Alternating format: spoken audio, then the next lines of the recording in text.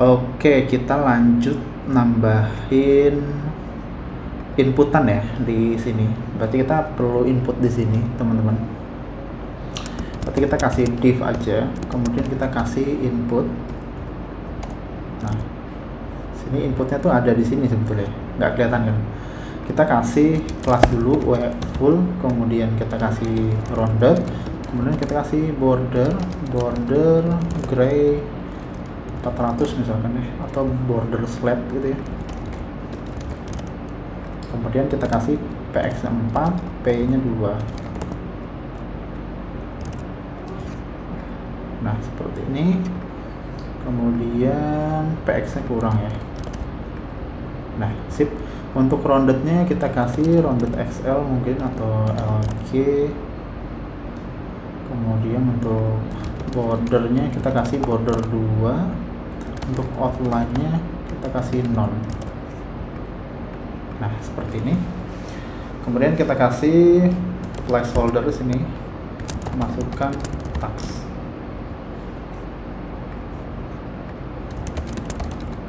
Oke, masukkan tax dan enter.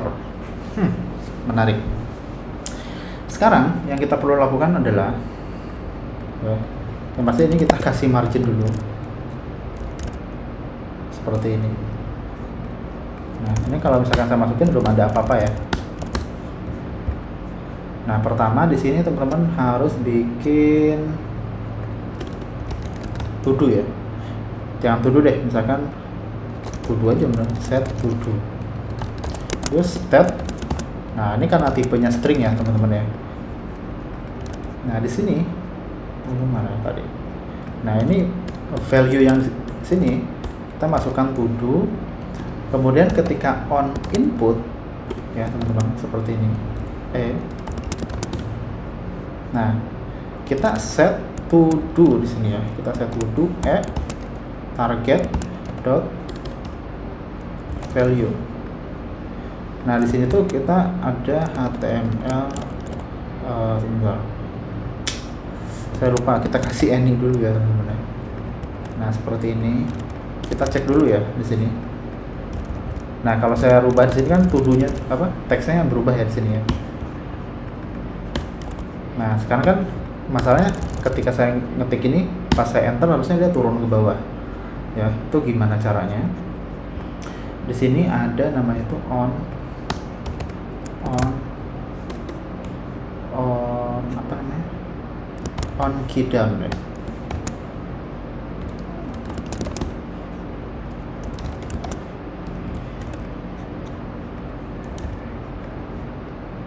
Nah yang on key down ini kita filter dulu kalau misalkan apa namanya, mana ya kodenya itu,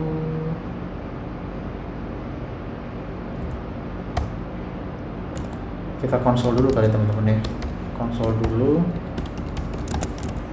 kita buka sini.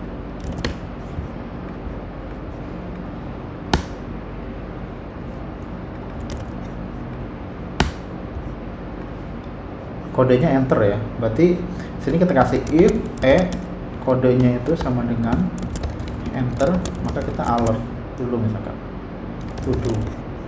Oke, to do list, sip. Nah berarti yang bawah sini data defaultnya kita hapus saja teman-teman ya, kita udah nggak butuh ini lagi. Nah ini seperti ini. Nah sekarang kalau misalkan dia empty ya, kita render misalkan kalau lengthnya itu sama dengan 0, kita render div di sini misalkan H3 ya, belum ada to do list, sorry, lebih kecil atau sama dengan 0. Nah ini ya, kemudian kita kasih text XL, kemudian kita kasih text center, kemudian kita kasih font semi bold.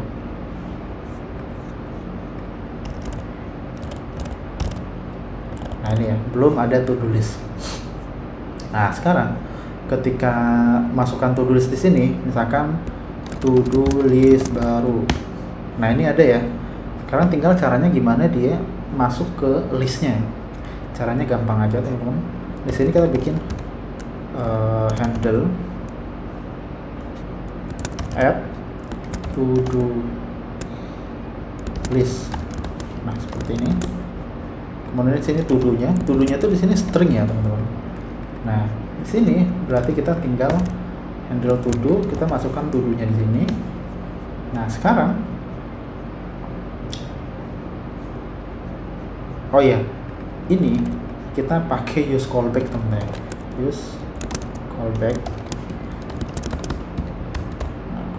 To do sini to do ininya string ya, tipenya string. Nah, gimana caranya kita nambahkan data baru ke to do list ya? Caranya tuh kita bisa menggunakan seperti ini ya, new to do. Nah, kita ambil to do list yang lama gitu ya, kemudian kita masukkan yang baru di sini, yaitu tagsnya to do, kemudian is done, berarti false ya sini. Nah, ini to do list item seperti ini. Oke. Nah, yang new to do ini kita set ke sini, set to do. Oke, kita buktikan ya. Kita buat. Nah, udah ada ya. Nah, sekarang kita punya masalah baru ketika buat. Harusnya yang baru itu ada di atas. Berarti ini sebetulnya tinggal dibalik aja, teman-teman. Seperti ini. Nah, sip. Nah, dan masalah kedua adalah si teksnya itu nggak ke reset. Berarti setelah ini kita set to do. Oke, kita refresh dulu. Membuat project Next.js. Nah, udah ya, kita misalkan membuat project Laravel. Oke, aman. Kita checklist membuat project JavaScript. Nah, sip. Udah berfungsi ya, teman-teman ya. Jadi kurang lebih seperti ini ya untuk to do list. Jadi di to do list ini main-nya itu mengubah step to do listnya done atau belum. Nah, mungkin nextnya kita akan coba bikin tombol edit dan tombol delete ya. Oke, next.